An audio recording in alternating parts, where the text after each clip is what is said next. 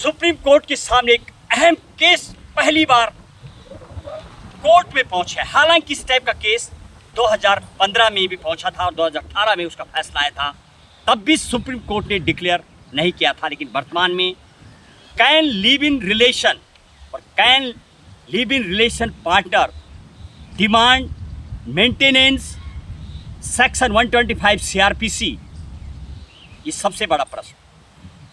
Kerala government का case, और यदि मैं इस केस की बात करूं, केपी रविंद्र नारायण नायर वर्सेस वसंता केबी, महिला है जो लंबे समय तक लिव इन में रहते हैं केरल में और कुछ सालों बाद सेपरेशन हो जाता है और केस पहुंचता है सुप्रीम कोर्ट। और सुप्रीम कोर्ट ने इस केस का टाइमिंग 6 सप्ताह का टाइमिंग मांगा है और समन जारी किया है।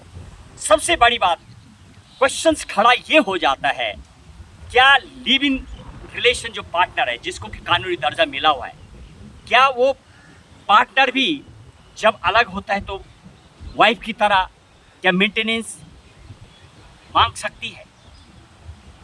और जबकि जो सेक्शन 125 सीआरपीसी है सिर्फ एक वाइफ के लिए ही होता है।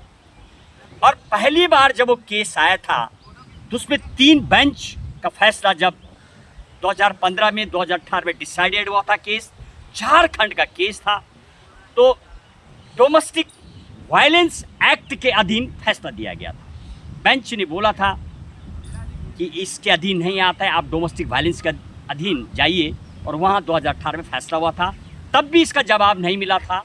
लेकिन अब 6 सप्ताह के बाद जो लैंडमार्क जजमेंट होगी वो भी सुनने वाली होगी।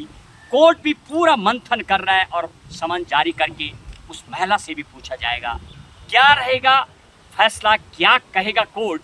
सुप्रीम कोर्ट जहां पर कानून की पूरी परिभाषाएं निर्धारित होती हैं, ये तो 6 सप्ताह के बाद ही पता लगने वाला। लेकिन इस टाइप के अजीब से अजीब केस आजकल देखने को मिल रहे हैं। और एक और अहम केस की आपको और जानकारी देंगे, क्या minor daughter can demand from the father, article 125 CrPC. एक और केस फिर खड़ा हुआ है, अनमैरिड लड़की ने फादर से क्या वो भी मेंटेनेंस मांग सकती है? हालांकि यदि आप भारत के संविधान को पढ़ेंगे तो उसमें बिलो 18 ईयर्स के लिए अलाउड होता है, लेकिन यदि लड़की अनमैरिड है तो HMAM हिंदू मैरिज एक्ट के अधीन वो क्लेम कर सकती है। और क्या हुआ इसमें देंगे अपने जन हुंकार एपिसोड में विस्तृत रिपोर्ट और चैलेंज करते हुए सुप्रीम कोर्ट का अब फैसला आना बाकी है। जय हिंद, जय भारत।